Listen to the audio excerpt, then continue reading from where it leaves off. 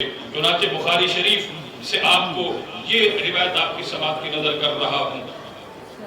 عروہ بن مسعود یہ وہ شخص تھا جو مقام حدیبیہ پر مذاکرات کرنے کے لیے آیا تھا کفار کی جانب سے، اور کافروں کا سفیر بن کر کے آیا تھا۔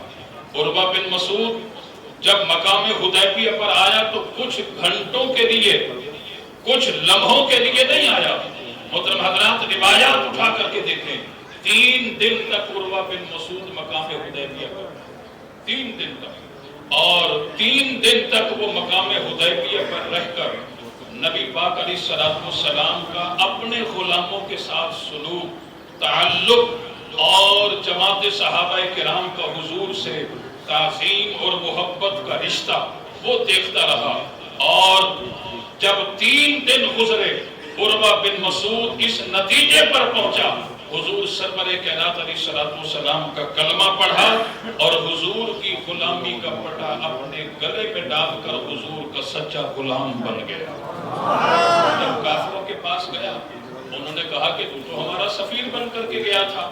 اور مذاکرات کے لیے گیا تھا، اب تو ریٹرن جب واپس آیا ہے تو ایمان کی دولت لے کر کے آیا ہے، وجہ کیا بنی؟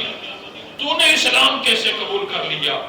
اب جو اس نے جواب دیا، اس کا وہ جواب بھی بخاری کے اندر ہے۔ اس نے کہا کہ میں اصل میں حضور کی بارگاہ میں جب گیا، اے کافروں، بات دراصل یہ ہے کہ میں بڑے بڑے بادشاہوں کے دربار میں گیا ہوں، میں کیسر و کسریٰ کے دربار میں گیا، میں حبشہ کے دربار میں گیا، نجاشی بادشاہ سے جا کر کے ملا ہوں، واللہ آج تک میں نے کسی بادشاہ کی اتنی تعظیم نہیں دیکھی جو کہ میں نے حضور نبی پاک علیہ السلام کی دیکھی ہے۔ میں نے آج تک نہیں دیکھا کسی بادشاہ نے زمین پر تھوکا ہو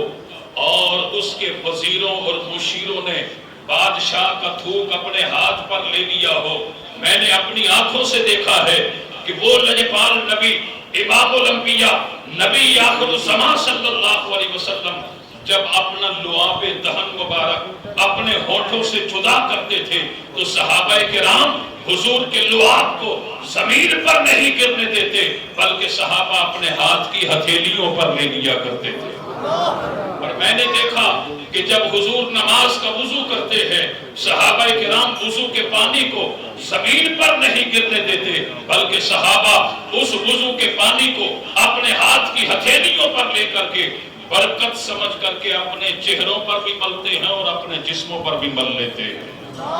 میں نے حضور کی جب یہ تعظیم دیکھی، حضور کا میں نے جب یہ احترام دیکھا، تو لہٰذا مطلقاً